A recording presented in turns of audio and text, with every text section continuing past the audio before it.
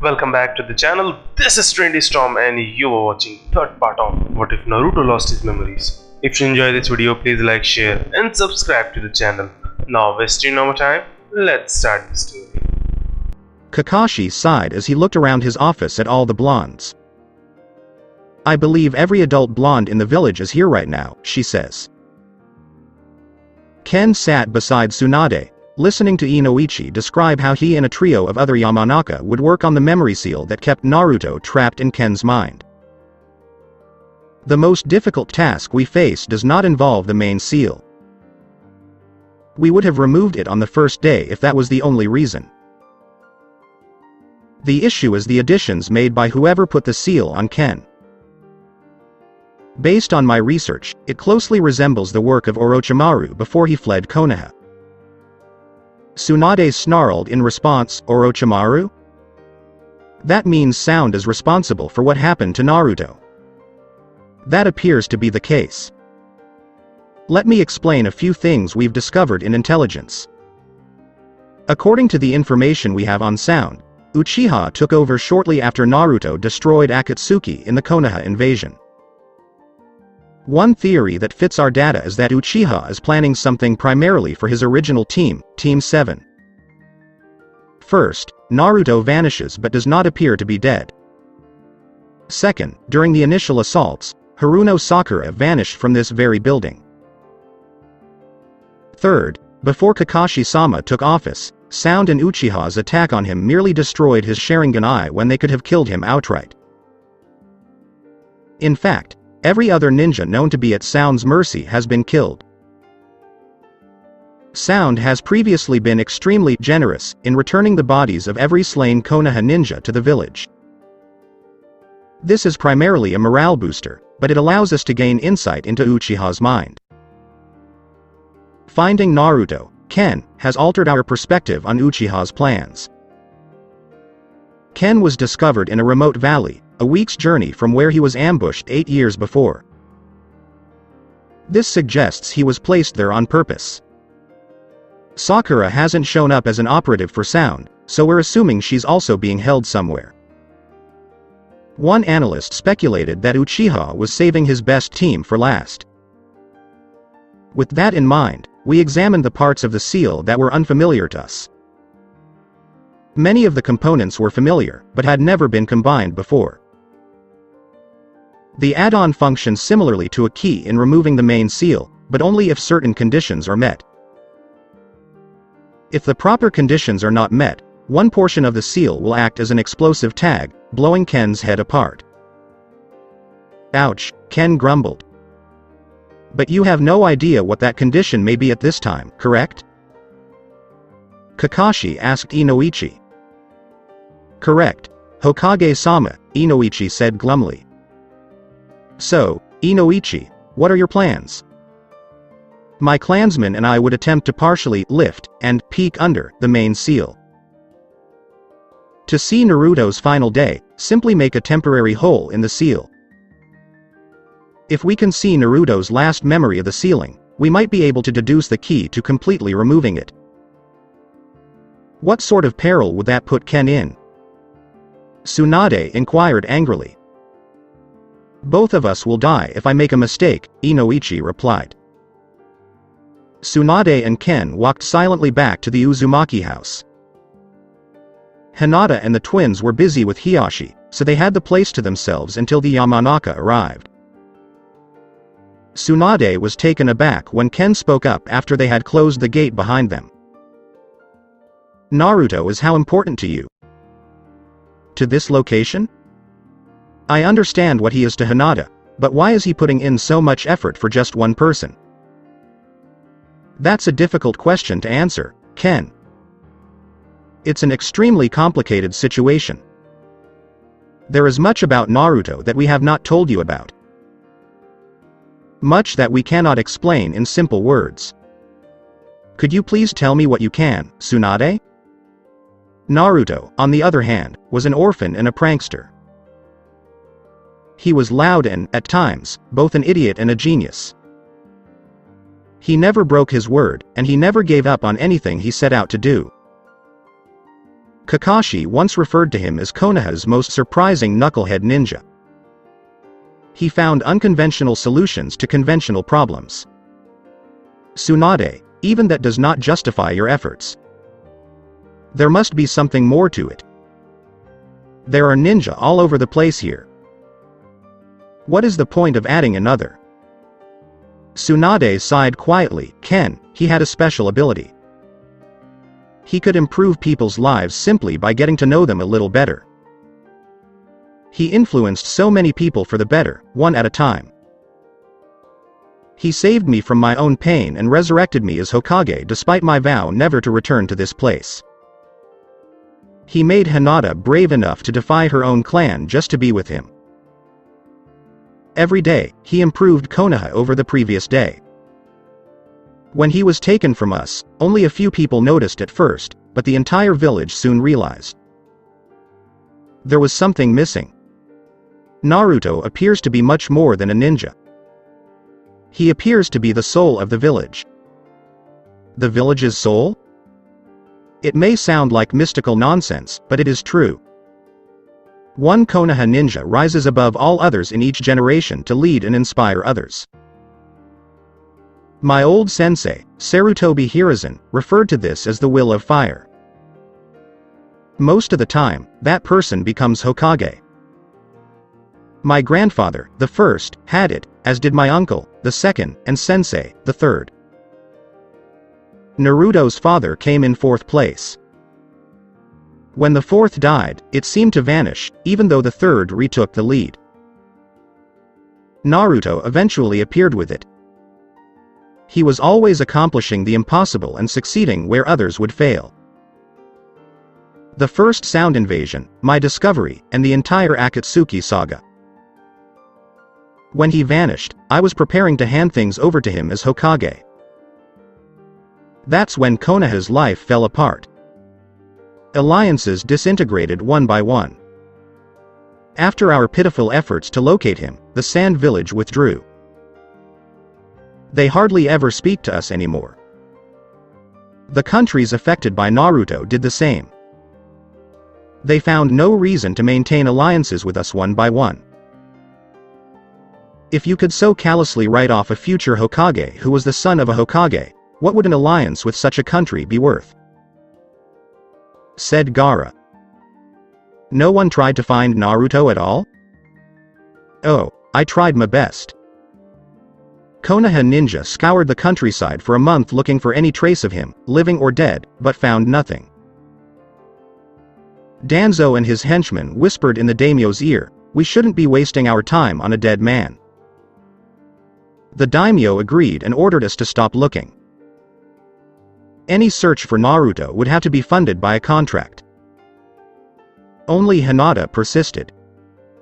She would never admit Naruto was no longer alive. She stated unequivocally that he was only locked away somewhere but not dead. She explained her reasoning to me the other day. You'd have to ask her because she asked me not to tell you why. Because Naruto's name remains on the Toad contract. I was aware of it. My slug summon, Katsuyu, told me about it, but I never asked Hinata about it. If I had asked her about it formally, I would have had to hand over the contract to the village. When the twins are old enough, they can sign it, and if 3 generations of the same family sign it, it is considered a family contract and is untouchable by the village. Tsunade paused for a moment before speaking again. But, for the time being, Naruto will be the one thing we require the most. He would be hope, which we desperately need. There are worse reasons to risk dying, aren't there? Ken agreed. He then smiled at Tsunade.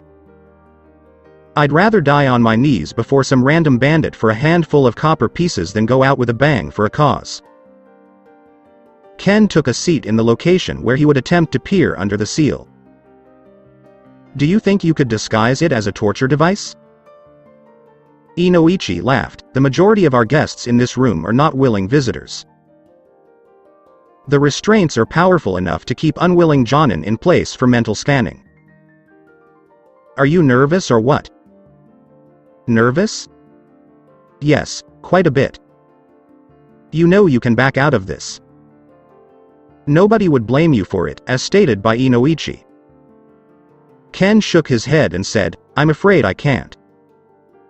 Even if it wasn't anything out of the ordinary, I gave my word that I would do it.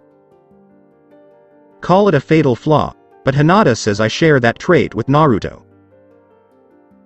Inoichi assisted Ken into the chair and applied the bindings to keep him motionless. Inoichi nodded to his clansman before directing his jutsu into Ken's mind. Inoichi found himself in the sewer foundry he discovered in Ken's mind the last time. Ken looked around in awe, having never seen anything like it before. It looks similar to Kama's foundry, but why is it in a sewer? That is most likely a holdover from Naruto. His mindscape must have been like a sewer, full of bad memories, because his early life was not a good one. Hinata did not go into great detail about Naruto's past. There appears to be a lot about him that people are keeping from me. But you treat me as if I'm not Naruto. Why is this the case? Ken, you have a distinct personality from Naruto. I've done enough mind wandering to realize this. The difficult part will begin when the seal is removed. It has the ability to erase you, leaving only Naruto's personality. Naruto's memories could be erased, leaving Ken with only his personality. Or you two could merge into something entirely new. I believe the two of you will end up merging in some way because Naruto was so experienced with the shadow clone technique and assimilating the clone's experiences. Inoichi turned back to Ken as he stood in front of that wall that led to Naruto's memories. I've gone through all of your memories, Ken, all the way back to the moment you awoke in that valley. Now I must persuade my clansmen to do their part. Inoichi vanished briefly before reappearing and nodding at Ken. This is going to hurt a little, Ken. As the Yamanaka outside activated their jutsu, the wall in front of the pair began to glow. A pinhole appeared in the wall, and the pair were surrounded by Naruto's final memories. Naruto muttered as he jumped to another tree. He had to leave his honeymoon early to deliver a stinking message to the land of birds. Because he was specifically asked to make the delivery, the mission was elevated in rank. The Chunin who accompanied him remained on his flanks, out of his line of sight. They were unknown to him, but the local daimyo had stated that non-allied ninja passing through needed an escort. He'd be at the land of birds and rid of them in a matter of hours. On his way back, he could take the long route and avoid this area. As Naruto approached farmland, the trees thinned out ahead. He despised traveling by road. Most ninja despised being exposed. He simply hopped to the ground and kept moving down the farmland road. He was thrown to the side into a field after an explosion erupted beneath his feet. Naruto stood up and scanned the area, lightly shaking his head. A swarm of ninja wearing sound headbands surrounded him in the Chunin. "Surrender, leaf scum!" exclaimed one. As if. "So, Sasuke Teme, how are you doing lately? I haven't had a chance to sit back and talk with him in a long time. Do not offend Uchiha-sama, Jinchuriki. A dozen of you would be nowhere near the man he is." "Oh, you mean he gained that much weight?" Naruto laughed at how the sound ninja reacted. "If you boys would please step aside, I'll be on my way, and you can tell Sasuke that I bumped into you." "You can tell me yourself, Dobi," Naruto heard someone say. "Hello, Teme. I see you still like your sugar daddy's buttbo. I believe you should look into something more manly." Sasuke snarled. "Dobi, you never change. Your life is in danger, and you are still unconcerned." "No, Teme, if I were in danger, I'd be long gone." "Dobi, whatever. Last month, I heard you married the Hyuga girl. You did not invite me to the ceremony. Friends of the bride on one side, friends of the groom on the other. On the other hand, the groom's friends. There is no room in the seating chart for those who claim to want to destroy Konoha. You already know how it goes. HN. Attack, Sasuke said, tilting his head to his ninja. The dozen sound ninja all rushed forward with kunai to engage Naruto and the pair of Chunin. A brief scuffle sent the sound ninja fleeing with minor cuts, leaving the trio standing guard behind each other. Teme, you really need better ninja. I've never sweated before, Naruto mocked. HN. The ninja on Naruto's right exploded in a fireball that engulfed Naruto after Sasuke made a hand seal. They were never intended to. The fireball faded to reveal Naruto on the ground, his right side of his face badly burned and all of his hair on that side of his head ash. After a blow to the head, the explosion began, and Naruto fell unconscious. Naruto awoke in agony unlike anything he had ever known. He could barely open his right eye, and his left was swollen and filled with blood. Dobi, you're awake. Good. I was hoping you'd be awake for this. It's a lot more entertaining when the victim is awake for his defeat. Not defeated yet. Teme, Naruto stammered out his words. You still don't get this whole thing was a trap set just for you, Dobi, Sasuke chuckled evilly. Naruto drew his hands slowly into the sign for his favorite jutsu, but nothing happened. Dobi, Orochimaru took copious notes on everything. A doubled 5-point seal on top of your Kyuubi seal to bind both yours and its chakra. Orochimaru's first attempt at the Chunin exams was unstable, and a double should mesh nicely and prevent even the smallest amount of leakage. You'll have to learn to live without it. But then again, you won't notice. It won't matter when we meet again. Konoha will be gone, and you will have missed out on everything. I'll send my best wishes to your wife. Sasuke was drawing on Naruto's forehead as he spoke. As he saw Sasuke's Sharingan eyes activate, Naruto's eyes closed and he muttered, "Lock." Before making a series of hand signs and pressing his palm against Naruto's forehead and muttered, "Seal." Naruto's perspective faded to black. Inoichi and Ken were taken aback by what they had witnessed. This is a major complication, muttered Inoichi. Let's get back to the world and tell the Hokage what we've seen, he said, looking at Ken. I hope you got it because I sure as hell don't, Ken grumbled.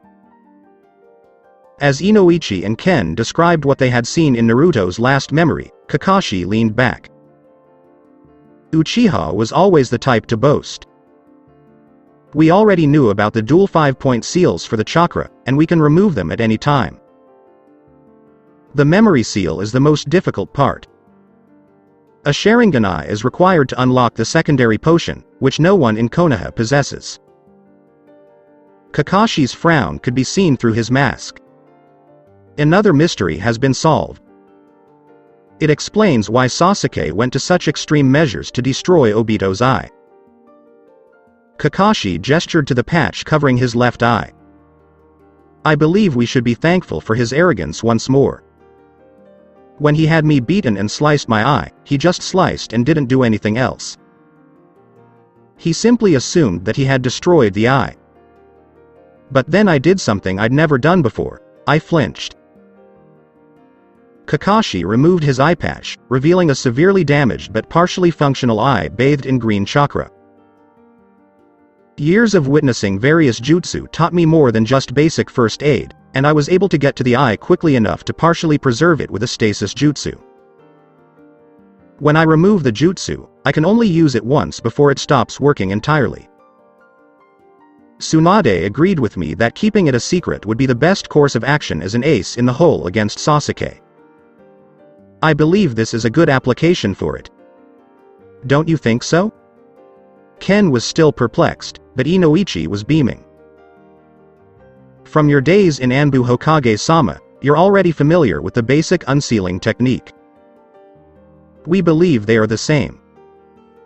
Inoichi recited a list of signs that Sasuke used to create the memory seal.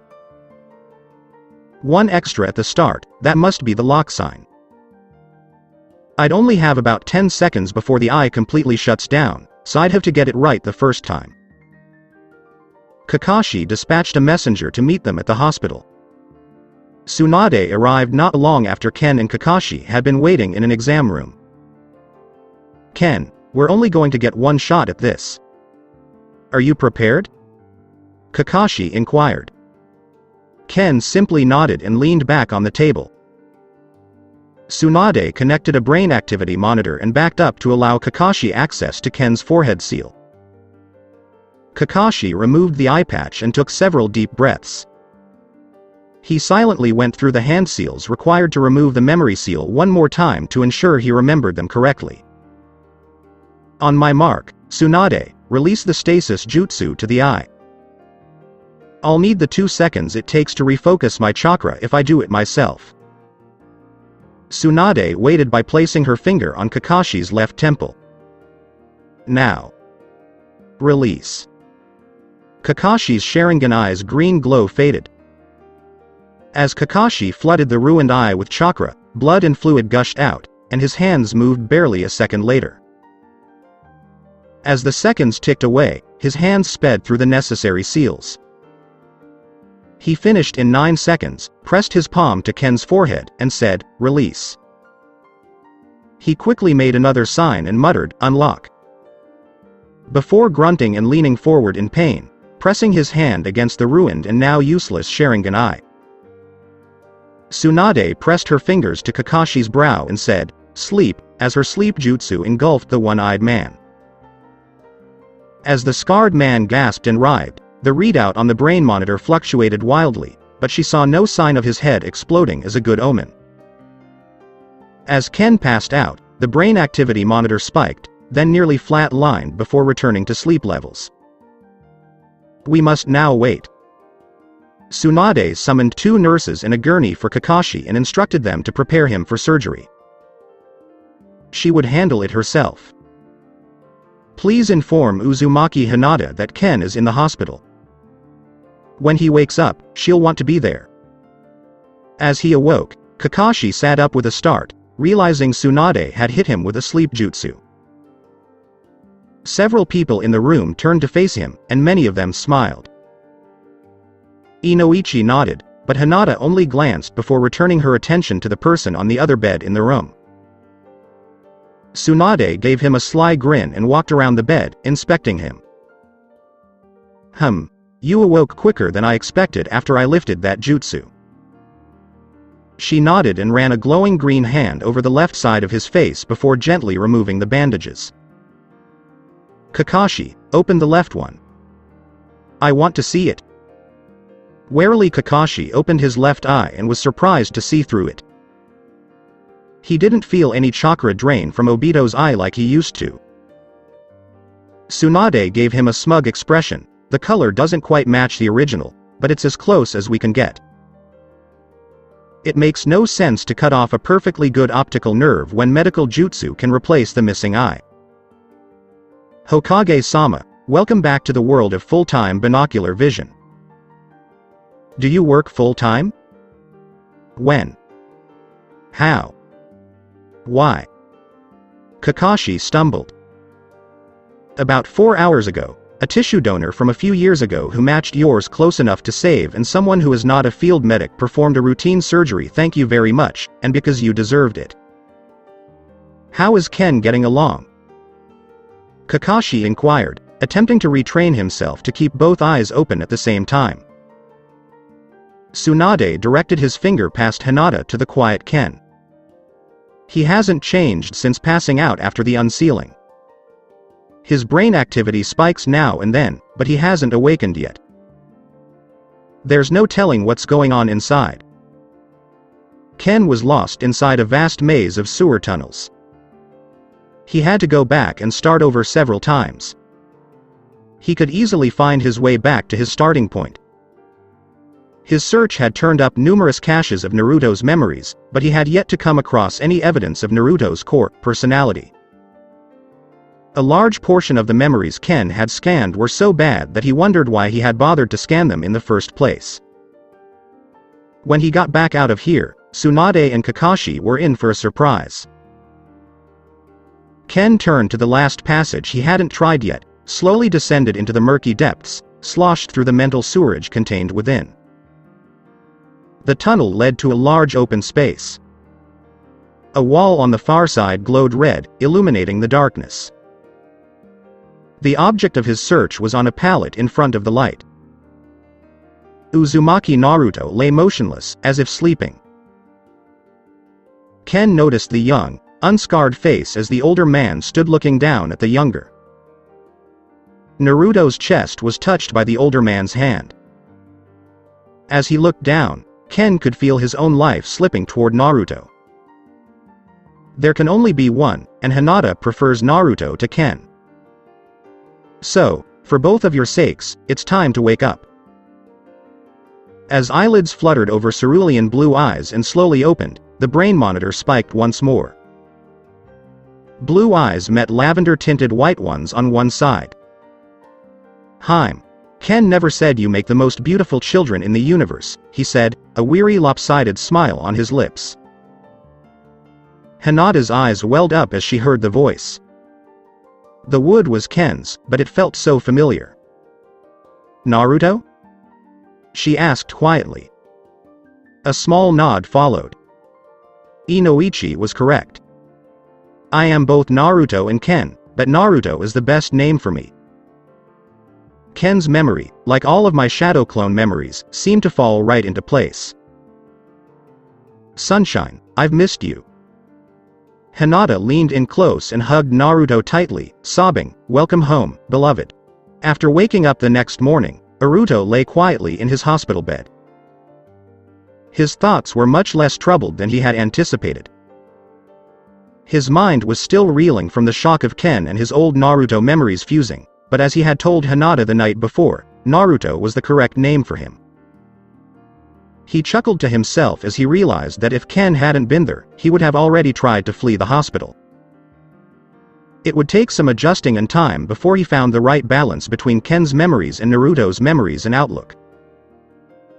Naruto was hyperactive and optimistic, and he never stopped to think about his actions before carrying them out. Ken, on the other hand, was reserved, slightly jaded, and thoughtful. It was so similar to his parents' differences that he couldn't stop thinking about it. Naruto resembled Uzumaki Kushina, while Ken resembled Namikaze Minato. He was aware that his personality was still fragile and that it would take a few weeks to adjust to the various mental viewpoints associated with each of his memories. Hinata would arrive later with the twins. When the truth was revealed to them, that would be something. How would they accept him as Naruto and father after meeting him as Ken? He figured Kushina would be the most receptive, while Hisashi would take a few days to come around once he thought about it. Having children was both a surprise and a delight. He understood and agreed with Hinata's reasoning for limiting his exposure to them prior to his memories being unsealed. He would have been mindless or dead if the mental unsealing had failed. It is preferable that the children remember Ken as a stranger who stayed for a few days rather than as daddy. They would gain a better understanding of the reasons over time. Naruto felt a strange dichotomy in his movements as he finally dragged himself out of bed. He was aware that his movements were normal, but they did not match those of a ninja. As he recovered, this would fade. Exercise was the only way to get rid of the feeling. His muscles were in decent shape for a civilian, but far from those of a trained ninja. He'd lost some of his old flexibility but gained a lot of physical strength over the last 8 years. Carrying iron ingots and swinging a 20-pound hammer every day would do that to a man. He took his time dressing. As he moved, the odd dualism of the act faded once more. Civilian clothing felt strange and comforting at the same time. The smith's rank sash was held and stared at for a few moments before being placed in its proper place. He smiled slightly as he remembered Sarutobi Asuma and the Jonin's own sash indicating his status as one of the 12 guardians. The memory was a good one because Naruto now understood how it felt to have something earned through hard work, which was the same as earning his forehead protector. Naruto finally looked up at the time. It was finally time. Hinata was having a difficult morning. She hadn't gotten much sleep because she wanted to be with Naruto. It had taken a promise from Tsunade to stay in the hospital in case something bad happened to convince her to return home to the children. Neither child enjoyed getting dressed up to go to the hospital so early in the morning, and they expressed their displeasure loudly and repeatedly. Hinata just bore it, knowing she'd be hugging her husband soon. The Uzumaki family strode through the nearly empty streets, their movements revealing their personalities. Hinata was a pure mother and ninja lioness, as any true mother would protect her young children to the death if necessary. Hizashi appeared composed, but as if he deserved to be in his finery. Proud but not haughty. Kushina walked beside her mother with the quickened step of a child attempting to keep up with an adult. Her face was calm, with a small smile for each person she passed. Tsunade greeted the family as they entered the hospital. Hizashi and Kushina both properly bowed before rushing over to hug their aunt. The children were born with Hyuga blood. Hiyashi had an effect on the twins in that they would behave properly in public but would fall apart when they were with the people they cared about the most. "It's time," Tsunade said, smiling. Naruto looked up when he heard a knock on the door and saw that it was open. Tsunade was the first to arrive, followed by the twins and Hinata. Her smile was almost enough to light up the room. Naruto has given him the nickname Sunshine because of his smile. His own lopsided smile was unsettling due to his scarring, but his eyes shone with the brilliant blue Hinata remembered so fondly. Hizashi came to a halt when he saw Naruto. "You're different," he stated flatly. Naruto nodded and returned his attention to his son. "I have a lot to tell you and your sister, and I hope you listen first." Hizashi looked at Kushina, who only smiled and nodded before he did. Naruto paused for a moment before lowering himself to the level of the twins. "Well, do you know why so many of your Hyuga cousins wear headbands and such?" Aunt Hanabi said that most of the Hyuga have a seal on their foreheads marking them as part of the branch family, Hinata said, raising an eyebrow. It irritates her. She stated that it was bad and could harm them. Your Aunt Hanabi appears to be a very wise woman. It does make what I have to say easier because you already know what I'm going to explain. Before you were born, I used to live in Konoha. Some bad people kidnapped me while I was on a mission and tattooed a seal on my forehead, erasing my memories and making me forget this place. Your mother tracked me down a few weeks ago and brought me back to Konoha. The Hokage and Aunt Tsunade removed it from my forehead last night, and I now remember everything that happened before it was placed on me. Do you recall how you got your owies? Kushina raised her hand. Yes, Kushina, I remember now how I got my owies and a lot more. Now I remember who I am and can tell you who I am. My name is Uzumaki Naruto, and I am your father. Hizashi was stunned, and Kushina's eyes widened. Both turned to face Hinata, who smiled and nodded to the twins. Hizashi just looked at him suspiciously as Kushina jumped forward and wrapped her arms around Naruto with a cry of, "Daddy." How do I know you're not telling the truth? He said, his voice tense. I tell you the truth, Hizashi. Even your grandfather's training would tell you that. You abandoned mommy. It wasn't my decision. The bad guy from Sound erased every memory I had of Konoha and your mother. I would have come here regardless if I remembered anything about it. I missed you so much in your entire life. I had wished for a family my entire life as Ken, and one was waiting for me here. I missed you all and am glad to finally meet you." As he spoke, tears streamed down Naruto's cheeks. Hinata was crying as well, and Kushina clung to Naruto for dear life. Hisashi was unwilling to admit that he was as happy as the others, so he grumbled. "If you hurt my mommy, I'll beat you up." As his son threatened him, Naruto burst out laughing. Hinata knelt in front of Hisashi and hugged him. Tsunade stepped out of the room to give the family some space as the twins bombarded Naruto with questions. Kakashi was there, dressed in his Hokage robes. She raised one eyebrow at the silver-haired leader. "Are you already planning to draft him back into service?" "Not yet, no. We still need to open his chakra, and he's out of shape on top of that. We will wait a week before unsealing his chakra to ensure his mental stability. Also, to allow him to spend time with his family." Then Kakashi sighed. "Tsunade, I've kept a tight lid on this from the majority of the clans and civilians so far to prevent spies from learning what we've done. Many people know we found Naruto, but only a few know we were able to unlock his memories. I'd like to keep that to a minimum for the time being.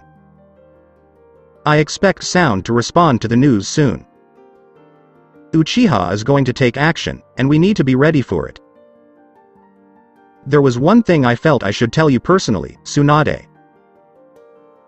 Given what we've learned about Naruto and Intelligence's theory, I've changed Sakura's status from missing nin to missing." Tsunade's lip trembled briefly before she smiled. "Thank you, Kakashi." Tsunade's best pace was set by the entire Uzumaki family as they walked down the street. Hisashi walked between Hinata and Tsunade while Naruto carried Kushina. "She's only been a daddy's girl for an hour," Tsunade joked. "She always was," Hinata smiled. "She had enough practice on her grandfather." Naruto went down one street, which made Hinata and Tsunade frown. "Kuso, he's on his way," Tsunade grumbled. "Naruto, the house is the other direction," Hinata said. "I know," Naruto replied. "I'd like to go this way." "Naruto, please," Hinata said. "There are many things you don't know." Naruto came to a halt and returned his gaze. "It's vanished, Naruto. Ichiraku's ramen is no longer available." Naruto trembled. "When?" "One of the very first terrorist attacks. They were designed with your favorite locations in mind.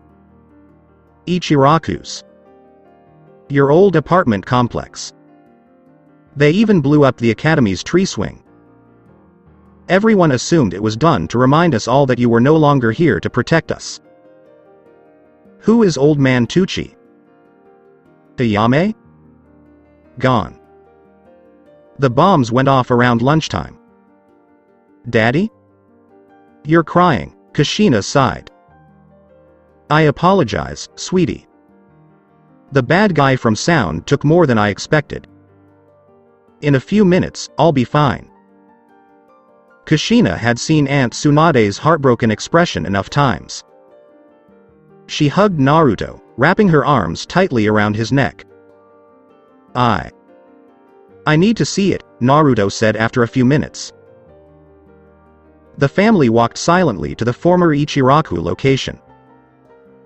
Instead, there was a small shrine dedicated to the memory of all civilians killed in terror attacks. Naruto looked around but did not enter.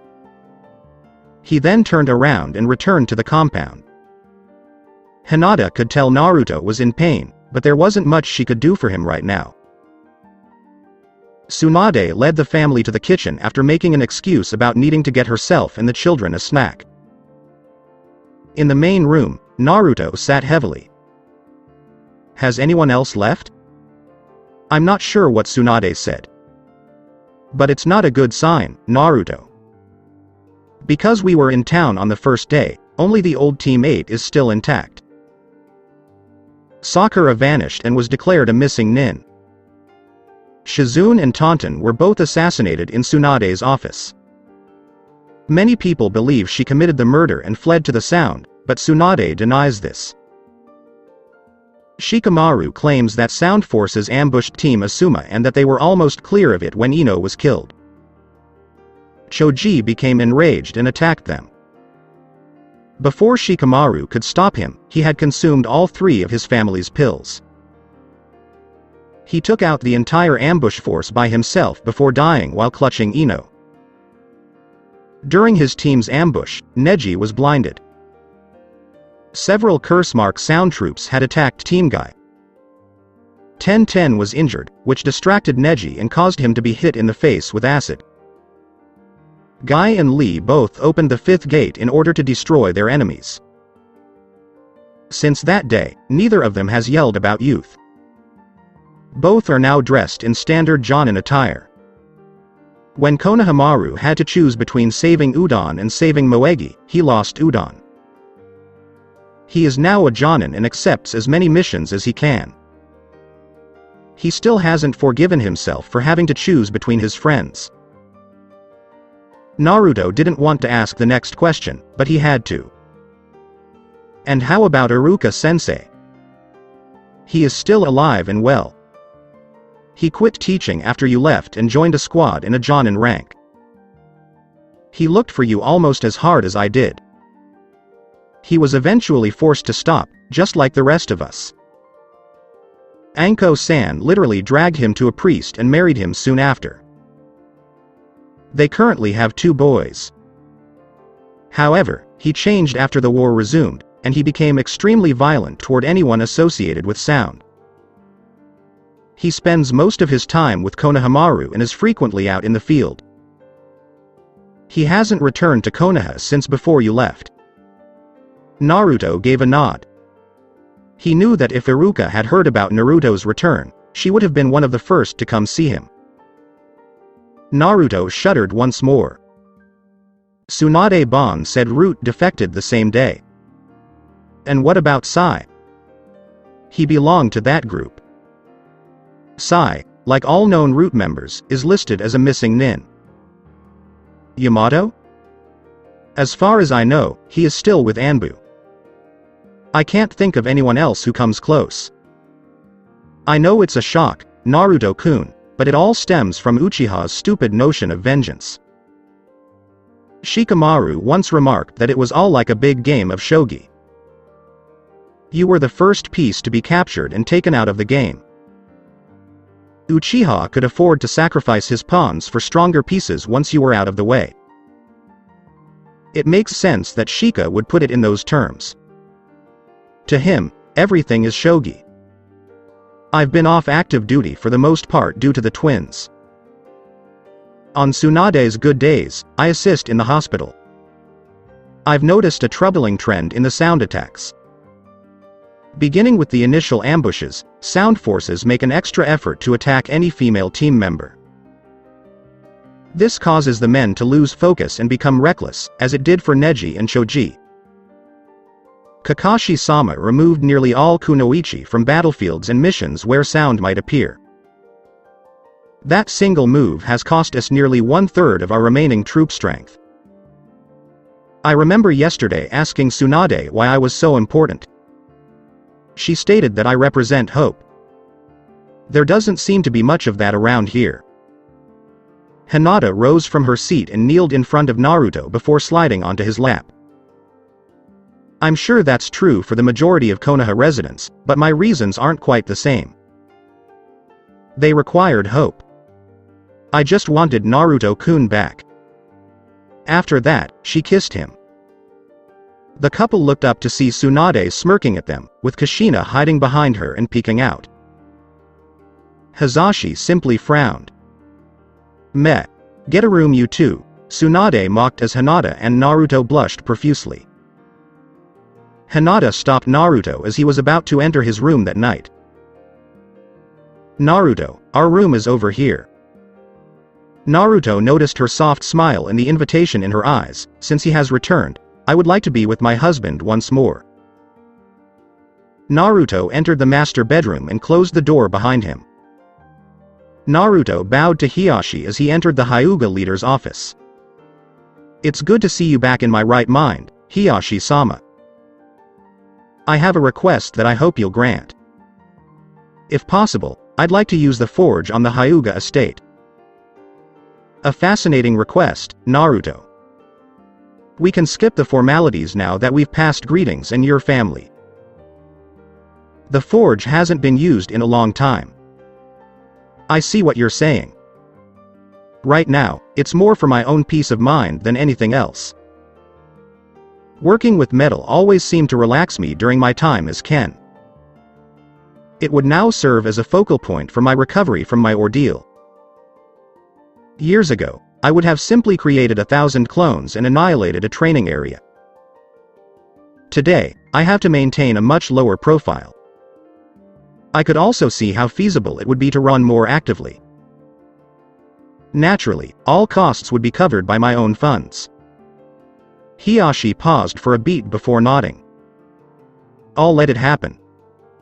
It would not take much to use the building in its current condition. I'm sure you could run the forge by yourself, but I'd still like you to have someone with you. I had considered my children.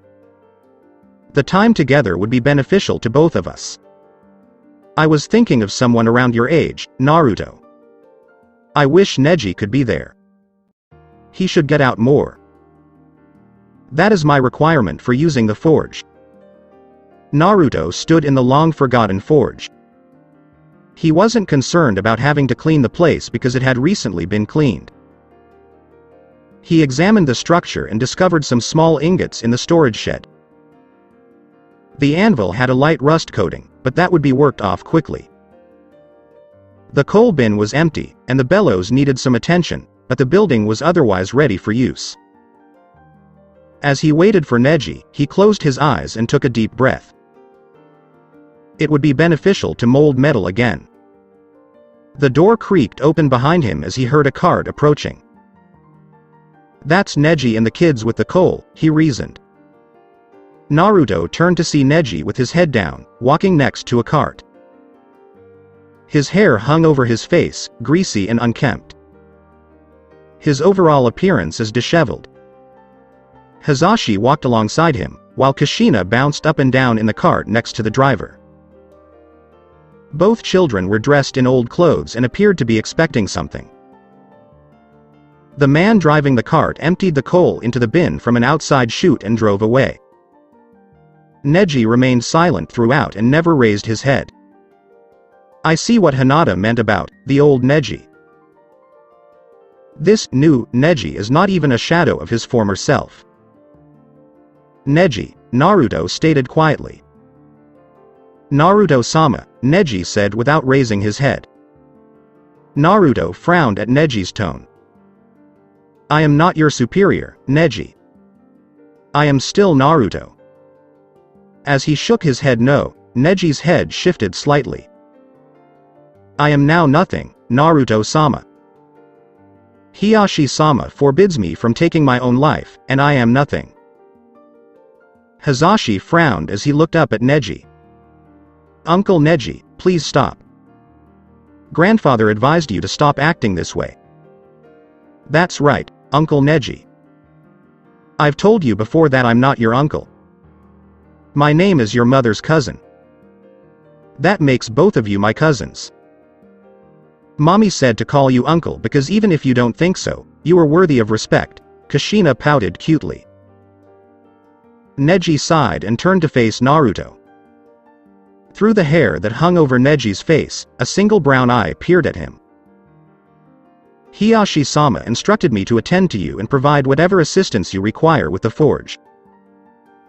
Naruto took a few moments to recover from his shock before nodding and getting started on stoking the forge. They managed to start the fire within an hour. Naruto gave Neji brief but specific instructions on how to keep the coals lit and at the proper temperature. Naruto was satisfied, so he tossed a few pieces of iron and some old bent kunai into the fire and waited. Naruto pulled one of the metal knives out with tongs and began pounding on it once the metal knives were glowing red. Naruto enjoyed the sound of the hammer striking metal. It only took a few strikes on each to shape the kunai to his liking. He had an idea while working with the metal. He smiled to himself as he remembered Master Kama and the man's antics the first time Ken worked in the forge. Bah! This metal has no value. Naruto burst out laughing, startling his children and Neji. I'm going to have to start from scratch. Come on over here, Neji. I require your assistance. For the first time, Neji raised his head and looked at Naruto. But I know nothing about being a smith, he protested quietly. Then you're going to get your first lesson, apprentice, Naruto said with a mocking expression similar to Kama's. When Naruto yelled, "Move!" Neji protested once more. The twins simply stared at him before scurrying behind the coal bin to hide. Naruto lifted a small block of metal from the coals with tongs from one side and placed it on the anvil. Neji, take the hammer and strike this iron. We'll have to see if we can make a new kunai out of it. Neji grunted at the weight of Naruto's heavy hammer before letting it fall on the glowing metal. It barely made a dent in the block. I said hit it, not tap it, Naruto grunted lightly. Neji raised the hammer and slammed it down again. The dent grew a little deeper. If I wanted a child to hit that, I would have asked Hizashi. Again. Neji raised and lowered the hammer once more. This time, he heard a light thwacking sound as the hammer fell. Neji, are you afraid of that metal? It can't hurt you right now. Strike it like a man, not a scared little boy. As the Hyuga's shoulders tensed, Naruto noticed his taunts starting to have an effect on him. We're almost there. Just one more good push, Naruto reasoned. The hammer rose and fell again, slightly harder but not hard enough for Naruto. Naruto yelled at Neji from right next to his ear, like a drill sergeant. You were the best gentle fist user for 3 generations and you couldn't even hit a piece of iron? I doubt the man who was supposed to teach me a lesson in the Chunin exams all those years ago can even hit a tiny defenseless piece of metal that can't fight back. Neji made an animal sound as he lifted the hammer again and brought it down with a thwack before looking up at Naruto and glaring at him. Naruto grinned, that's the first. Repeat this process 9 more times. Neji was now red-faced and enraged. He threw the hammer to the smithy floor and yelled, Why? Why do you keep pushing me? I am absolutely nothing. I don't have anything. I blew it all. 10-10, my gentle fist, my Byakugan, even after she. Neji came to a halt and lowered his head once more. Even after she gave you one of her eyes, Naruto mumbled. Neji simply nodded and lowered his head. She was severely injured on the first day of the war. She couldn't continue to be a ninja. She volunteered to give me her eye. She persuaded me to take it, and like a fool, I did. After that, things only got worse. I was able to see, but I couldn't use my gentle fist. Because of this, I was constantly irritated and, one day, I hit her. She has abandoned me and will not speak to me again. She has someone remove me from her property whenever I try to apologize. Naruto did nothing but nod. How long have you been gone? It's been over 2 years since I hit her. I haven't attempted to see her in over a year. I've kept an eye on her from afar, but she never comes close to the estate. Naruto nodded and examined the chunk of iron on the anvil before returning it to the coals. Neji, you are not nothing. Take a look at my kids. When they see you, look them in the eyes.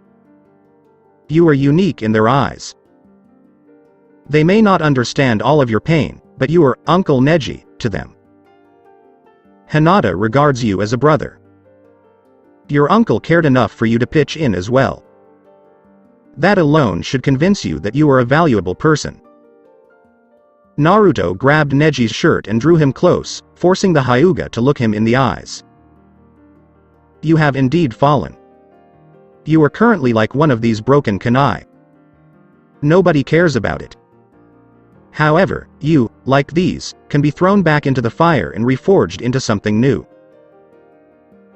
You don't sound anything like Naruto to me. He would have given the example of ramen. Neji made a quiet remark. That's because I'm not the Naruto you're used to, Neji. I've been through my own fire, my own trials and tribulations. I had to start from scratch, just like you. Consider waking up knowing nothing. You don't even know how to speak, move, or control your bodily functions. I had to relearn everything about being human. Now I remember everything that happened before and after that day. I made it back because of a ruthless little man in need of assistance in his workshop. Because he saw a person of value, a person worth knowing and trusting with his craft and reputation, he was ruthless and unyielding in his demands. The distinction here is that you recall how good you once were. I know a part of you wishes you could be like that again. I'll only give you this option once. You'll either pick up that hammer and become useful again, or you'll flee and prove to the world that you're not worth the air you're breathing. Naruto finally let go of Neji's shirt and took a step away from him. As Neji stood in stunned silence, he walked to the forge, checked it, and shifted the item's heating. With wide eyes, the twins looked at their father. Naruto raised one eyebrow at the glowing coals before smirking at them. Both of them relaxed as their fear faded. When he heard the hammer being placed on the anvil, the smirk vanished. What should I do now, Naruto-sensei? Ten grumbled as she looked out her window to see Neji still kneeling at the property's edge, his head bowed. Her neighbors and bystanders on the street were pointing and whispering to one another. This was becoming out of control. He'd been there since before dawn and didn't seem to want to leave. Because he was in the street, she couldn't even have him removed. She limped out of the house, arms crossed across her chest, to stand in front of the kneeling Neji. What are you looking for, Neji Baka? Neji slowly extended both hands. A kunai was in his outstretched hands. What in the world is that, Neji? She exclaimed. A kunai is what it is. It was my first attempt. I'd like to offer it to you as proof that I'm working hard to become a better person, one worthy of your respect and mine. Ten could detect humility in his tone of voice. That was the first time she'd heard from him. The lady was torn. She missed the man she loved, but she refused to be used as a punching bag. She still had a thing for sharp and pointy things, and a kunai was the quickest way to get her attention. She reached out tentatively and took the kunai. She gave it a quick glance. It's crooked. The balance is incorrect, and the edge is dull. It's not a particularly good kunai. That I am aware of. I just wanted to show you that I'm trying. My work, like me, will improve and become more valuable over time. I just wanted to apologize for my actions and tell you that I am trying to be a better person. She paused for a moment before turning and walking back into the house. Neji just sat there with his head down until she was inside, then rose and left. Neji was in the smithy with Naruto hours later. Ten entered as Naruto was demonstrating something to Neji. When Naruto noticed her, he said, I need to attend to something. I'll be right back. Neji just stood there in silence, staring at the woman he loved and hurt. You hit me, she finally said softly. It was the biggest mistake of my life, he admitted. You'll never be able to do that again. I'm not going to. I'm learning a better way to express my frustrations. After that, Neji looked around awkwardly before saying, I can make you a better kunai now, if you want a better one. 1010 smiled as he pulled out the first kunai. I'm going to keep this one. A gentle reminder that neither of us is perfect.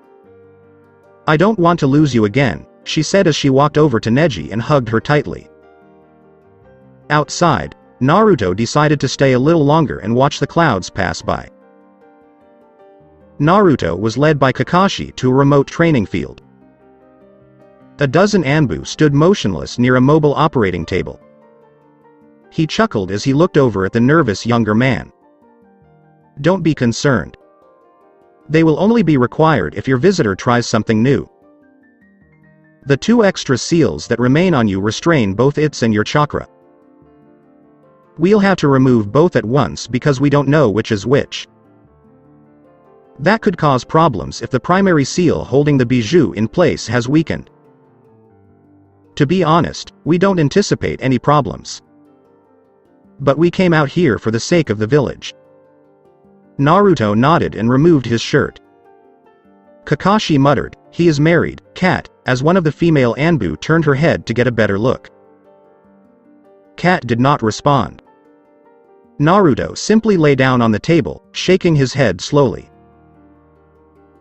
One of the male Anbu approached Naruto and lightly fed chakra across his stomach, revealing the seals that were laid out on it. Kakashi examined the 2 5-point seals and noted how many points he needed for each. Kakashi, you're here by yourself. Who will be the one to break the second seal? Under his mask, Kakashi smiled before making a very familiar hand sign. A shadow clone of Kakashi appeared and simply stated, I am. These seals are a lot simpler than I expected them to be, Naruto. Even the memory seal was not difficult to break. It made me think that perhaps we overestimated the Uchiha in one case. How so? Naruto muttered angrily. Well, seals are powered by chakra, but anyone with chakra can use, say, a storage scroll, right? Can the majority of ninja create a storage scroll? Kakashi inquired. No, most people never bother to learn how to seal. They just use what someone else has made for them. Naruto finally understood what Kakashi was saying. Sasuke only used what Orochimaru had already created and did not create anything new. That is a distinct possibility. Naruto, I'm ready now. Be still. Naruto gave a nod. Oh, there's one more thing. This is going to hurt terribly. Kakashi and his shadow clone synchronized their movements with a series of meaningless hand gestures before each went through the release sequence. Each put his hand on Naruto's stomach and said, release. Naruto experienced only a brief bout of pain. He took a breath and was about to say that it wasn't so bad when he was doubled over and rolled off the table to the ground. The red glowing wall shattered in Naruto's mindscape, revealing a barred cage. The bars glowed brilliant blue, and a flood of red chakra flowed past them into the sewer tunnels. Freedom from that wretched containment seal at long last, said one malevolent slit eye. As Naruto writhed in agony on the ground, red chakra formed a sphere yards wide around him. His pupils slitted and his eyes turned red. As the pain spread throughout his body, his limbs burned. Smoke rose from his cheeks, and the 3 whisker marks on his face reappeared. One Anbu panicked and moved to attack, but Kakashi's wave stopped him. Please give him a few moments. You're not getting out, you bastard fox, Naruto said, modulating his voice as the pain subsided. The red chakra sphere that surrounded Naruto was slowly drawn back into his body. As it condensed, it turned purple before turning blue-white and finally disappearing. The audience was taken aback when a wave of chakra erupted from Naruto like an explosion. The wave continued outward, becoming thinner as it went, but it was felt by everyone it passed. By the time the wave had passed beyond Konoha, it had gone unnoticed but not unfelt. A dark-eyed despot shivered and glared at his minions far to the north. What was it? It was familiar, but it was far away. Please have my spies report in immediately. They're all of them. I'd like to know what that sensation was. A dark-skinned man to the northeast looked southwest. Don't you think the time has come? The world is changing, and it's going to blow up. Ninja of all ranks descended on the training field in Konoha, weapons drawn. Kakashi motioned for everyone to take a seat. The scarred man on the ground struggled to his hands and knees before rearing up on his knees, throwing back his head, and inhaling deeply. As he smiled, the ninja who could see his face noticed his brilliant cerulean blue eyes almost glowing. I'm back now. The words traveled across the field, but the ninja's whispers traveled much further. The fox is out of the bag now, grumbled Kakashi. A red-haired man far to the west looked east and murmured a single word, Naruto. Kakashi was meeting with the clan leaders. Dozens of elders from various minor clans were all clamoring to be heard at the same time. Several clans and families, primarily the Hyuga, Aburame, Inuzuka, Nara, Yamanaka, and Akamichi, sat quietly because they knew what was going on. Messenger hawks from towns and outposts all over the Fire Country were reporting a chakra wave. If the predictions were correct, the burst could have been detected as far north as the Land of Spring. Naruto never does things half-heartedly, does he? Inoichi muttered something to Choza. He knows how to stir things up, chuckled the plump Akamichi leader. He's troublesome, but I've never known him to be otherwise, Shikaku grumbled. That boy is nothing but trouble, exclaimed one gray-haired elder. He has been the bane of Konoha his entire damned life. Bull, yelled another. If it hadn't been for him, Orochimaru would have destroyed Konoha 13 years ago. He abandoned us to go into hiding 8 years ago. Do not forget that Pain attacked and nearly destroyed us because of him. Yes, and it was because he was used as a vessel that we were spared by the Kyuubi. We owe him more than anyone on this planet can repay. Uzumaki Naruto is responsible for every child born since that day. As the shouting matches continued, Kakashi sighed. Finally, he gestured for silence with his hand. The shouting subsided after a few seconds, and the assembled leaders waited in silence for Kakashi to speak. To begin with, Naruto did not go into hiding, as one of you suggested. He was discovered and recovered from a location where he had been placed by an enemy. As most of you are aware, he vanished on a paid mission to the Land of Birds. We recently discovered that the mission was a ruse designed solely to take Naruto away from Konoha. He was ambushed by forces of the Sound, and their leader imbued him with chakra and memory seals. Team Kurenai recovered him a few weeks ago after receiving a tip from an unnamed source. This morning's chakra wave was caused by me unsealing his chakra. As questions pounded Kakashi, the assembled elders tried to shout over one another. He simply stood there quietly until the storm passed. He spoke again after the shouting subsided. He will be reinstated as a Konoha shinobi as soon as his physical abilities allow. He hasn't had any chakra training in 8 years, and his overall physical ability is that of a civilian. That is all I have to say for the time being. Kakashi abruptly exited the meeting. Kakashi entered his office, slammed the door behind him, and sat down at his desk. I had nearly gathered enough total support to launch an offensive against the Sound, and now this. Konoha was on the verge of disintegrating as a village when he returned. This could be the tipping point beyond which there is no turning back. How come they can't all see that finding Naruto is a good thing? Naruto flexed his muscles as he stared at the current bane of his existence. As it swayed gently in the breeze, the 100-foot-tall tree seemed to mock him. He took 2 steps toward it, focusing, and began to run up the trunk. He was 10, 20, 30 feet up before losing control of his chakra and slipping. He landed on his feet after falling to the ground. He rolled to absorb the impact and used what chakra he could control to strengthen his legs and prevent the bones from shattering on impact. "Yay, Daddy!" exclaimed Kushina. That was higher than the previous time. Naruto chuckled and stood up, only to discover his left leg was sore. With a slight limp, he walked over to his daughter and sat beside the blonde girl. "Kushina, Daddy is out of shape." "That isn't as simple as I remember." "Baka, your mind recalls it as if it were yesterday.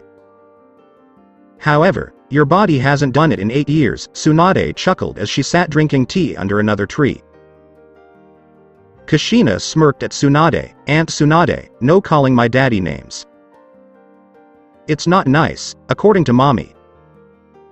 Naruto laughed and reached out to tickle the young blonde.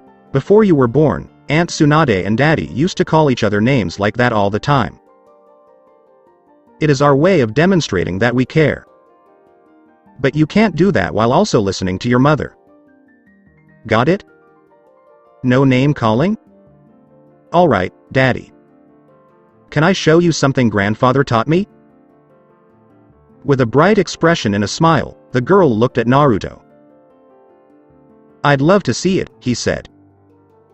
Kushina took a few steps back and assumed a ready stance. The girl then performed a complicated series of katas in the gentle fist. Naruto was taken with his daughter's movements and applauded when she finished. Kushina smiled at Tsunade and her father. "Zashi-kun is much better at it than I am, but grandfather said I am on par with mommy." Then he laughed and said there was nothing to worry about because everyone improves at their own pace. Naruto laughed. "Kushina, you remember a lot of what people say. That is excellent." Kushina gave Naruto a grin that reminded him of himself. "Aunt Tsunade said I have a photographic memory. Everything I hear and read sticks with me." "Then why don't you remember to pick up your toys after you play with them, little lady?" Tsunade teased the child, who blushed profusely. Naruto laughed again. "Why don't you go back into the house, Kushina? I need to talk to Tsunade about some mature issues. Today, I believe the cook was making cinnamon buns." Kushina ran toward the house after hearing her favorite food in the universe. Tsunade stood there watching the child leave before saying to Naruto, "That is some kid you got, Naruto." Naruto sighed and nodded. "Hinata did an excellent job with them. I was sorely disappointed. I'm surprised she doesn't resent me for anything." Tsunade lightly tapped him on the back of the head. "It was not on purpose, Gaki. We're all aware of it. Sure, she complained about killing you at times, but that was only during her last few months of pregnancy and delivery. Specifically during labor. If I recall correctly, all women said similar things about men at the time. Quite loudly. But does anything concerning Kyuubi appear on the children? No, as I previously stated, there is nothing demonic in them. Completely human. Their chakra levels are already approaching Chunin, but this will not be a major issue for a few years. Mine was in a similar state when I was that age. The Byakugan for children are supercharged and slightly different from the Hyuga standard. Hazashi can already see normal Tenketsu points. It manifested as a perfect memory in Kushina. She remembers what you show her once. I once tried a medical jutsu and she remembered the entire 15 hand sign sequence in one viewing. She couldn't do it, but if she had been using her Byakugan, she could have seen how the chakra moved and possibly done something with it. Is it then like the Sharingan? Naruto looked up, concerned. Not really, but Hiyashi is a little concerned about it. The Byakugan did give rise to the Sharingan, and what Kushina can do is a step in that direction. We'd have to wait and see if it's a recurring trait or just something unique to Kushina. Something to keep an eye out for in her children one day. You didn't send Kushina away to talk about her. So, what exactly is it?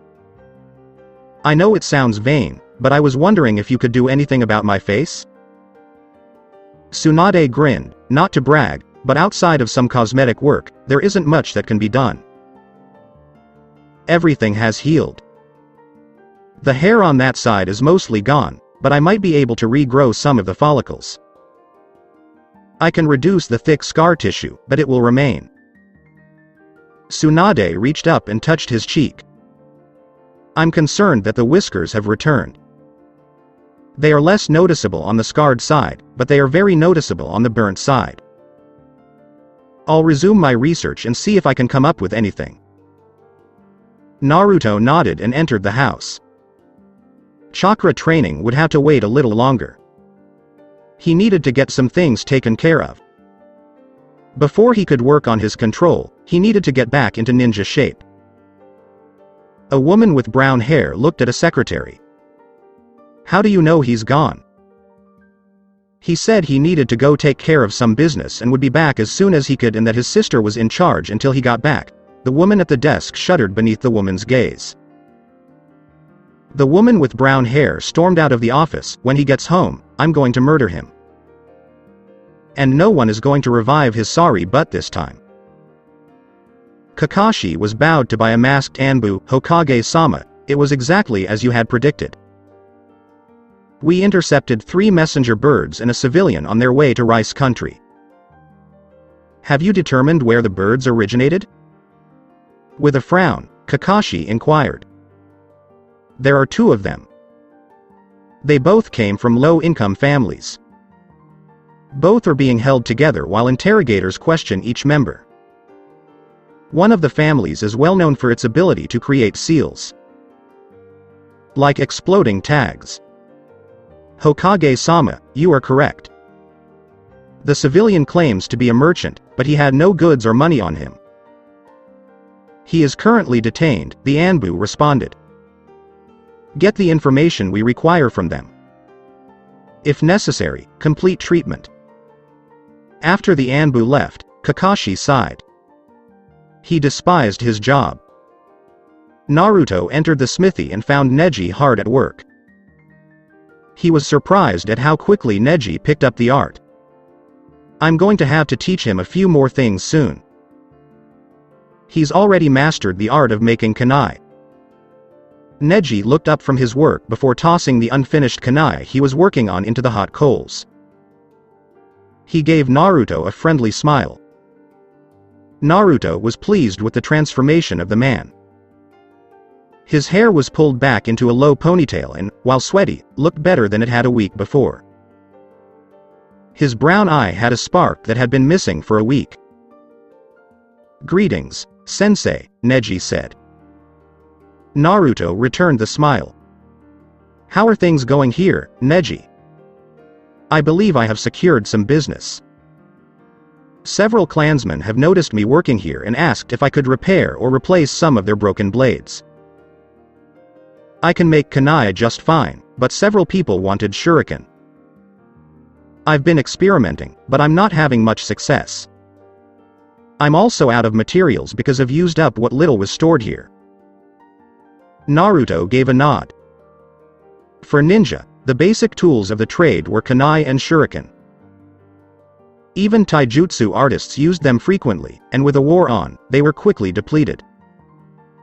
In terms of materials, I'll see what I can do. Let me demonstrate how to make basic shuriken. Naruto picked up a hammer and got to work. Hinata smiled briefly as Naruto vanished into the smithy before returning her attention to her own work. Her father had mentioned that his own gentle fist forms were rusty. She'd spent so much time being a mother that she'd let her skills deteriorate. She was still the clan's 3rd best at the style, but younger members were improving and closing the gap. She was still unable to defeat her father, despite Hanabi's superior skill. Her younger sister could have easily defeated Neji at his peak. The clan's fortunes had improved dramatically in recent years. Between her children and Hanabi's determination to end the curse seal, the schism in the clan that had existed since her youth had vanished. father had even started an annual intra-clan tournament to find those within the clan who were more skilled at teaching. As new ideas and attacks were added to the gentle fist, it was once again becoming a growing art. Her unique defensive maneuver had been incorporated into the style. Older scrolls were removed from archives and studied to see if they could be restored. Variants were tested and either explored or rejected. The war had also brought about another significant change in the Hyuga. For the first time, clan members who were less physically skilled were given the opportunity to explore other areas. The clan now has 3 fully certified medic ninja among their ranks, and the first primarily ninjutsu fighter was promoted to Jonin last year. Hinata went through her forms gracefully once more. When Naruto returned to the battlefield for this war, she would not be left behind. She would not let Naruto-kun go again. The clan and family leaders were meeting with Kakashi again, and many were surprised to see one Uzumaki Naruto among them. The Uzumaki were not technically a political part of the Hyuga, but as an associated family, many saw them as a threat, so Uzumaki Hinata had no political power in her own right. Without Naruto, no one would believe that it was truly an independent line. It was still unclear whether the family would remain separate or be absorbed by the clan. It was thought that until Kushina or Hizashi became ninja, the family would never be recognized as a separate entity worthy of political power. Naruto's reappearance had altered that. Because he was the recognized son of a Hokage, excluding him would be seen as an insult to the office and the memory of the fourth. This pushed Kakashi's opponents further back, as another vote of support for him had appeared. Konoha's political dynamics were complicated. As the military leader, the Hokage ruled Konoha and the ninja. The clan and family leadership functioned more as a legislative body, advising the Hokage.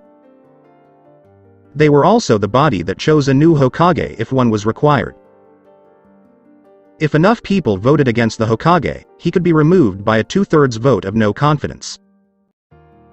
The keys to the office were currently in the hands of several hesitant families. Prior to Naruto's reappearance, slightly more than half of the votes were cast in opposition to Kakashi. Enough people were undecided that Kakashi couldn't be removed, but he also couldn't sway the body in his favor. With Naruto's return, several votes against Kakashi shifted from negative to neutral.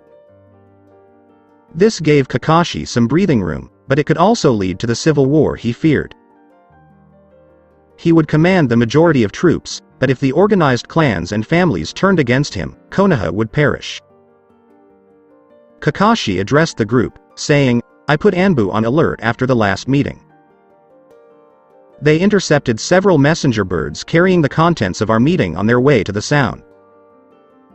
We still have spies among us. The birds belong to the Kara and Sato families. The adults are being interrogated. Children under the age of 12 have been removed from their homes and placed in foster care. No one will take action against those innocent people." Kakashi turned to face the assembled leaders, who nodded in agreement. Uchiha Sasuke turned to face the kneeling minions in front of him. "What have my spies reported?" One of them raised his head slightly. The closer spies indicate that Konoha was the source of the chakra wave. It was given by a bald and scarred man who had recently been seen in the Hyuga. Several spies in Konoha failed to report in. "We're afraid they've been discovered." It doesn't matter. They have no idea. What's the latest from the mountains? There hasn't been any word from there yet, Master. We expect to hear something within the next 2 days. That would be the quickest possible response time. Sasuke gave a nod. He couldn't get that chakra sensation out of his head. He needed to be certain. Naruto awoke with the sunrise. Hinata was curled up next to him, smiling as his movements woke her up. He kissed her softly as they both started their day. The twins were more difficult to wake up. Kushina clearly admired Naruto, and it took Naruto whispering "cinnamon buns" in her ear to get her to move. Hisashi was simply grumpy, but he got up without complaint. After a light breakfast, the family parted ways. Naruto led Hisashi to an isolated training field mentioned by Neji and Tenten. The sounds of fighting could be heard from the field. The sight of two men beating on each other was not unusual for Konoha, but the pair's complete silence was unsettling. Most sparring partners would at least throw jibes back and forth, but not these men. Hisashi simply stared at the speed and violence displayed by the men in front of him. Naruto simply stood there, looking at them with sad eyes. He was aware that they had seen him and his son, so he simply stood and waited. After another 10 minutes, the two men came to a halt and looked over. Naruto then motioned to Hisashi, and they both entered the field. As father and son approached, the dark-haired men stood motionless. "Guy, Lee, it's good to see you both again." "Naruto, it's good to see you as well," Guy replied. Lee simply agreed with a nod. Guy lowered his gaze. "I haven't seen you in a long time, young Hisashi. You resemble your grandfather and uncle." Hisashi had no recollection of meeting this dark-haired man, but his large bushy brows were terrifying. He concealed his fear with a classic Hyuga glare, as grandfather had taught him. Guy smiled briefly and lamented, "That glare reminds me of Neji." Naruto grinned. "Yes, Hinata claims to channel old Neji at times. I need your help getting back into shape, man. Because you are the most knowledgeable about physical conditioning, I thought I would seek your advice." Guy cast a critical glance at Naruto. "Civilian level, hard worker? Blacksmith. Then it's all upper body. But I'm sure it takes a lot of endurance. Your previous style, if it could even be called that, would no longer work for you. You require a replacement. Something that uses heavy blows to exploit your upper body strength. How is your chakra doing?" "At best, iffy. I still know what to do, but my control has deteriorated since I was a new genin. Yesterday, I couldn't even get 30 feet up a tree. I figured I'd start with the physical side so I could at least survive long enough to regain control." "Excellent strategy. Do you have anything to say, Lee?" Guy inquired of Lee, who remained silent. Lee simply shook his head no and drew a circle with one finger before fleeing. Guy sighed as Lee walked away. "Naruto, he rarely speaks anymore. If I'm lucky, I can get a few words out of him every day. He's been like this since the beginning of the war. In battle, we lost Neji and Tenten. Sakura has vanished. Friends dying in this manner. We simply train, go on missions, and wait our turn in the lines. 1 month in the borderlands, 1 month at home. It's pretty much a deadlock out there right now. Sound is content to cause casualties and wear us down. Uchiha prefers to defeat us from within rather than using too many of his own forces to do so. Does he ever visit Neji and Tenten? Occasionally, but not in years. We found out what had happened between them, and it took everything I had to stop Lee from killing Neji. What makes him want to hurt Uncle Neji?" Hisashi raised his voice. Naruto turned to face his son, because of Uncle Neji's recent Tenten hit. Guy and Lee were teammates with Neji, and they both cared about her. Guy and Lee were both enraged. But Uncle Neji and Tenten are back together. I keep seeing her go to see him at the forge. Are you sure? Naruto mumbled. I'm not sure I like that gleam in your eyes, Naruto, Guy said, raising one bushy brow. Naruto simply smiled his trademark foxy grin. Please leave a message for Lee. Guy, I need you to accompany me for a short time. No. It's just evil, and I'm not going to do it, Tenten exclaimed. Naruto pleaded, please, it would mean the world to him. You understand how much he is in pain. I've already persuaded Neji to agree. It took a substantial bribe, but he is willing to do so if you will.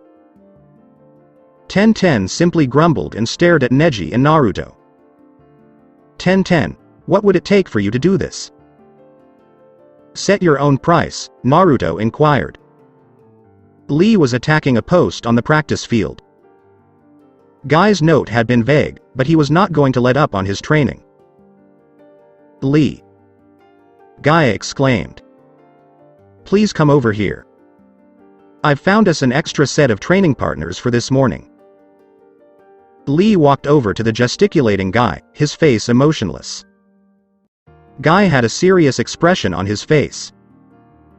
Lee, I've noticed that our training sessions aren't as effective as they could be for quite some time. We're missing something critical. Do you know what I'm talking about? Lee remained silent, his face befuddled. Smoke explosions erupted behind Lee. He turned to see the clouds dissipate, and there stood a man and a woman. Both were wearing green spandex unitards with orange leg warmers. Before Lee could respond, both yelled loudly, "Yoouth! I'm going to create 100 kunai in a row. And if you can't, I'll make 1,000 bullseyes in a row. And if you can't do that, I'll katen you until I'm in a hole 20 feet deep." Neji. Tenten. Neji. Tenten. Guy appeared behind them, casting his sunset genjutsu, as the couple hugged. Lee was frozen in place.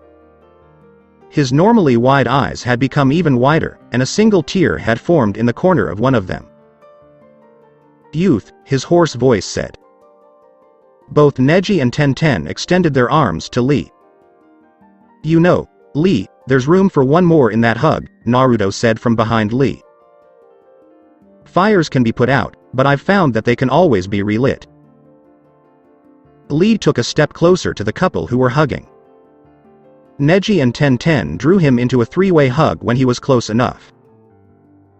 They were holding Lee, who was crying. Guy used his genjutsu to get around the trio and to Naruto. "What did you have to do to persuade them to do it?" "You don't want to know," Naruto shuddered. "The report from the mountain country has arrived, master. The blacksmith's apprentice you inquired about has vanished." Before waving the person away, Sasuke growled.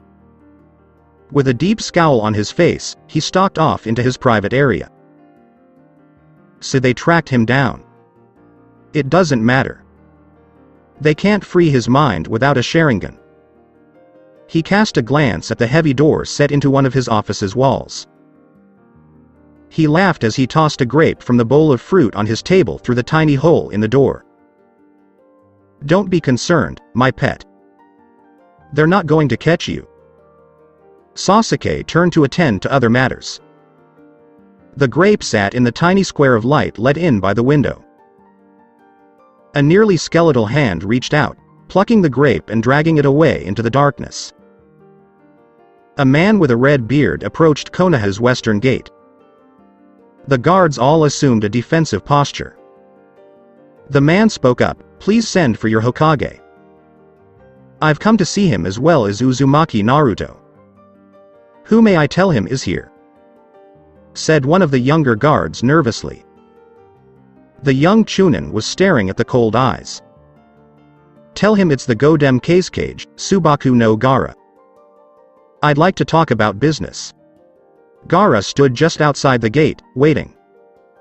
He had his arms crossed across his chest. Under the gentle breeze, his hair and long coat moved slightly. He'd been waiting for nearly 30 minutes and his patience was fraying. He fixed his gaze on the Chunin on duty. Wasn't there a message sent out? Under the glare, the 16-year-old Chunin nearly wet himself. "Kazekage-sama, you are correct. Would you like to take a seat in the guardhouse?" Thank you, but no. I have stated that I will not return to Konoha until my friend Uzumaki Naruto is recovered. The Chunin nodded and stepped back. One of the Anbu who had come forward chuckled lightly. The minutes ticked by until Konoha's silver-haired leader appeared. Ma, I didn't know you were coming here for a visit, Gaara Dono, or I would have sent someone to meet you. This was an unplanned trip. What happened to Naruto? Gaara grumbled, his voice lacking in kindness. I've already dispatched him. He was out training because he is out of shape. With a slight smile, Kakashi said. You have two eyes once more. I take it your damaged Sharingan is no longer salvageable? Kakashi almost managed to hide his shocked expression. Yes, but I hope you keep that information to yourself if it was ever that way. If more information is required, I can provide it later. Gaara simply nodded and stood silently. More minutes passed until Naruto's scarred form appeared in the distance, running toward the gate. Gaara raised an insignificant eyebrow in response to his friend's appearance. Naruto's scarred face and shaved head were foreign to him, but his eyes and smile remained. I got here as quickly as I could, Gaara, Naruto said with a smile. I was working out with Guy and Lee. Gaara simply nodded. Naruto, how are you doing? 3 days ago, I sensed your return. Kakashi noticed a gathering of onlookers. Perhaps this isn't the place to discuss it. Would you like to visit the tower, Gaara? I accept as long as Naruto is present, Gaara replied before walking through the gate. So, Uchiha and his henchmen are to blame for your disappearance? Gaara was curious. Yes, Naruto replied coldly, he took me away from my life and family. And what are you going to do about it? Naruto lowered his gaze to the table he shared with Kakashi and Gaara. When he looked up again, his eyes were no longer gentle or kind. I'm going to kill him as soon as I get my hands on him. There will be no talking, no regrets, and no remorse. After everything he's done, he's beyond redemption. Gaara nodded before turning to face Kakashi. If Konoha policy matches Naruto's desire, I will offer my assistance and that of my village to help Naruto achieve it. Under his mask, Kakashi frowned. Not Konoha in general, but Naruto in particular? Gaara returned his cold stare to Kakashi. Yes, for the time being. Konoha has a long way to go before regaining its former status. Suna considers Naruto to be a hero, and he is my personal friend. If he wanted to move there, his approval would be granted before the request could even be processed. This location was unaware of the treasure it possessed in Naruto. He personally earned the respect of many nations. Wind, spring, bear, moon, demon, tea, wave, bird, and many more are examples. Konoha's actions were the only thing that kept him as the supreme power in this part of the world. You know what happened after he left? Kakashi simply nodded, knowing what Gaara was referring to. Gaara went on, the rice field country is under the control of the Sound Village, which poses a threat to everyone. Uchiha will not relent until his obsession with Konoha is over. He has grown to enjoy the taste of power, and no single country will satisfy his craving. Other countries are troubled by his ninja. Once his vendetta is over, this will lead to new wars. There is no unifying force among the smaller nations to get them to stand together without Naruto. They could raise an army with him to destroy Sound. Uchiha made one critical error in his strategy. When he had Naruto at his mercy, he did not kill him. His own arrogance and desire to humiliate his rival by showing him the ruins of the very place Naruto swore to protect before killing him will be his undoing. Kakashi was astounded to hear the Kazekage say the very assumptions his intelligence people had made. You knew sound had taken Naruto away? Kakashi mumbled something. We've been doing so for over 3 years. We apprehended a sound Jonin spying on Suna, and his interrogation revealed a lot about Uchiha's plans. We felt no need to share this information because we were no longer allied with Konoha. Unfortunately, he was unaware of Naruto's location, so we had no choice but to leave standing orders to keep an eye out for people who matched his description. Gaara turned to face Naruto. The location you claim you were discovered is on the other side of several enemies for Suna. We would have rescued you sooner if none of our ninja went to that area, my friend. Don't be concerned, Gaara. Hinata and the toads. Oh no. The toads! Exclaimed Naruto. What's the matter? I've been unsealed for a few days now, and I still haven't summoned a toad. They must be enraged at me. Please excuse me, Kakashi. Naruto inquired. Ma, do you want to accompany him, Gaara? I haven't seen a good toad beatdown on their summoner since Jiraiya-sama died. I might want to see this as well, Gaara said, smirking slightly. The group had dispersed into a nearby training field. Naruto slashed his finger, smeared blood across his palm, and performed the hand gestures before slamming his hand into the dirt. In front of Naruto, a cloud of smoke billowed up. It grew until it completely filled the training field. Wow, Naruto, how much chakra did you use? Kakashi inquired. Kakashi, not much.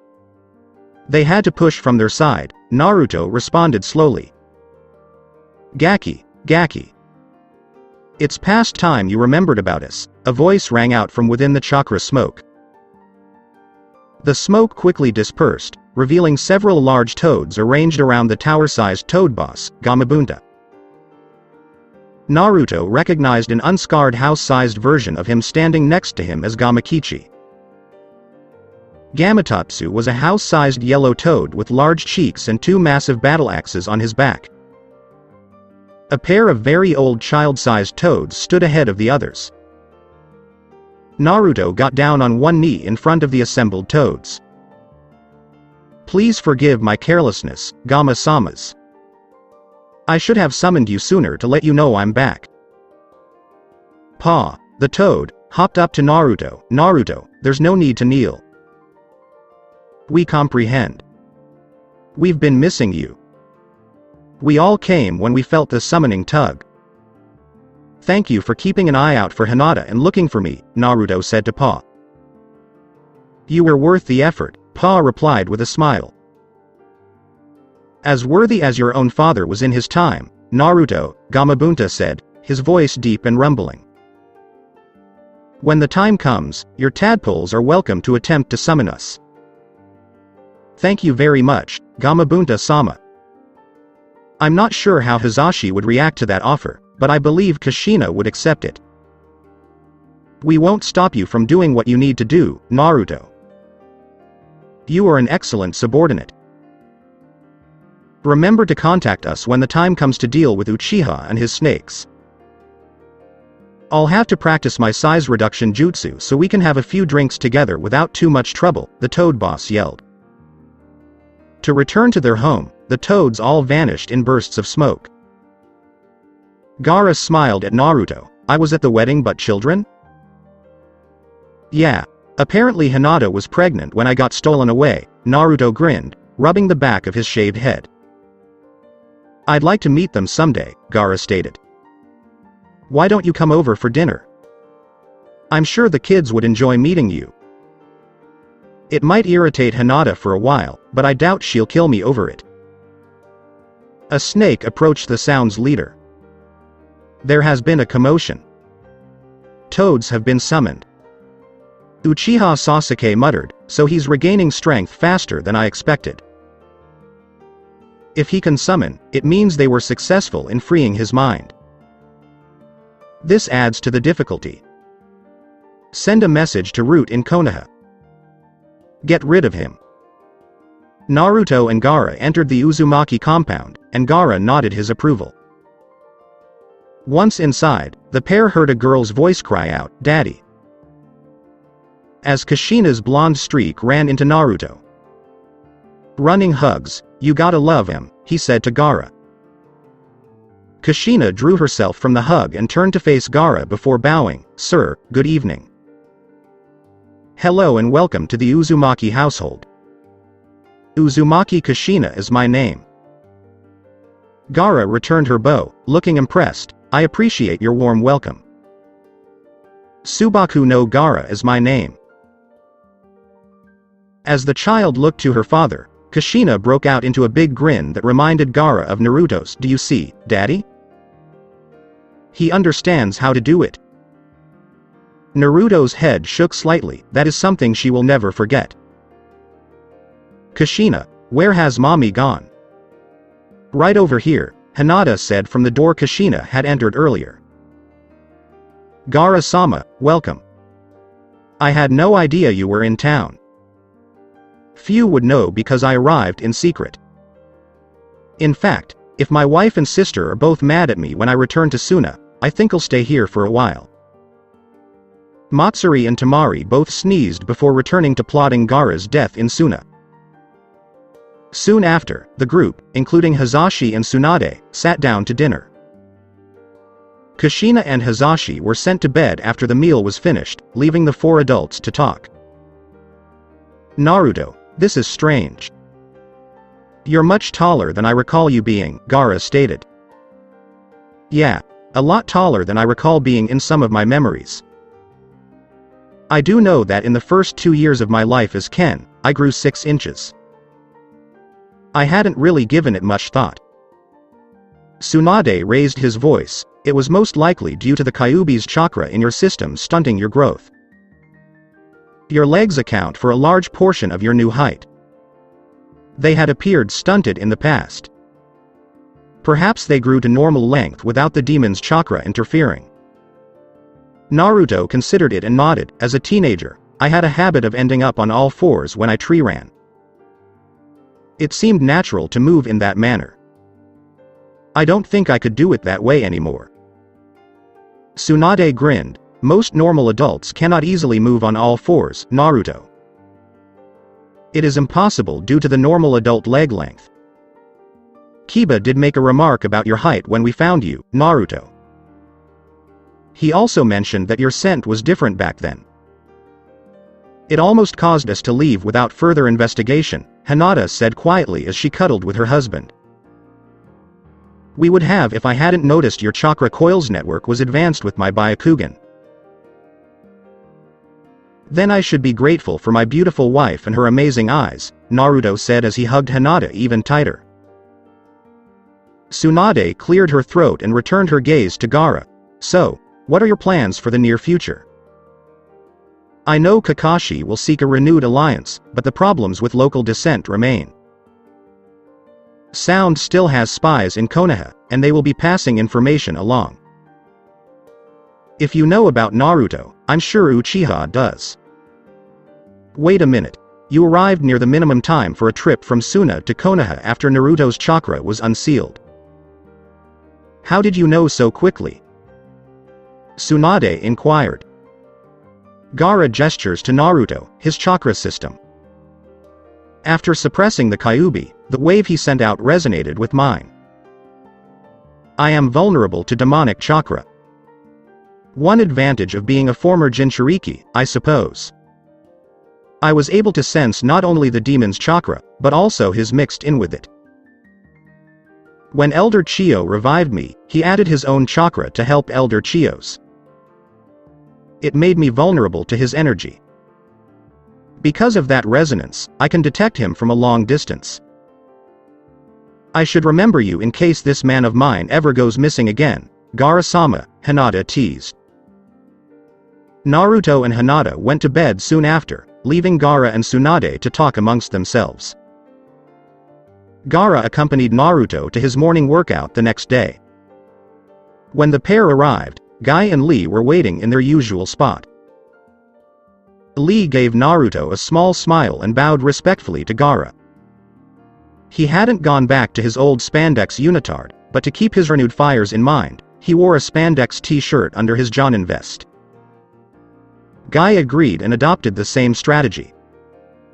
Neither man yelled about youth, but Lee was gradually opening up from his pain. Naruto was soon working out at a moderate pace with calisthenics and flexibility training to warm up. Following that were training forms for the new style Guy was teaching Naruto. His previous knowledge was useful because many common motions existed between styles, but Naruto's muscle memory had faded after 8 years of inactivity. This led to Lee sparring in the new style. Guy completed the final stage of the day's training on his own. He would rub Naruto's abused muscles while having Naruto guide chakra to the various muscle groups. Gaara sat off to one side and simply soaked his feet in a stream during this time. Suna had so little freely flowing water that he decided to take advantage of it for one morning and relax. He was relieved because he had so little time to be Gaara instead of Kazekage-sama. After the workout, Naruto led Gaara to the tower for a meeting with Kakashi, before Kakashi summoned the elders and clans. There was some skepticism when it was revealed that the renewed alliance was with Naruto rather than Konoha. Kakashi quickly silenced them, telling them that aid was aid no matter how it was received. The only other matter that needed to be addressed was several reports of minor Oni fleeing the Land of Fire. Naruto received several guarded looks as a result of this. Oni fleeing was a good thing because they were mischievous and caused problems that kept demon hunters busy. The elders were unsure whether the Ona's departure was truly a good thing because professionals capable of dealing with demons would follow and leave as well. Some elders liked the idea of having people who could subdue demons near Konoha just in case. Gaara was about to leave for Suna after the meeting, but he left Naruto with one last invitation. If there is a civil war in Konoha, Suna would be willing to accept your family and friends, as well as their families. I quickly realized that the majority of Kakashi's current support comes from clans and families affiliated with your Konoha 11. It's better to retreat than watch more people die in vain, with the snake Uchiha waiting in the grass to devour the victor. I'll also have my agents keep a closer eye out for your pink-haired pal. Naruto and Gaara exchanged a brief embrace before Gaara left with a small team of Anbu hand-picked by Kakashi. Naruto had a nearly perfect 2 weeks following Gaara's visit. His mornings were spent working on his physical training routine with Guy and Lee. Hinata and the kids for lunch. Neji received a few hours of instruction at the forge. Meditation and chakra training with the leaf exercise took place in the evenings before dinner. Dinner with family or friends, followed by playtime with the kids. Nights with Hinata were better than he could have hoped for, thanks to Ken and the maturity both had gained over their 8-year separation. It's too bad it couldn't last. Guy cast a stern look at Naruto. Naruto, today marks the end of our training for at least a month, if not 2 months. My team will return to the border region to allow another team to return to Konoha. They should, however, be equally beneficial to your health. You're familiar with the majority of the team we're replacing. Team Kitsune is their call sign.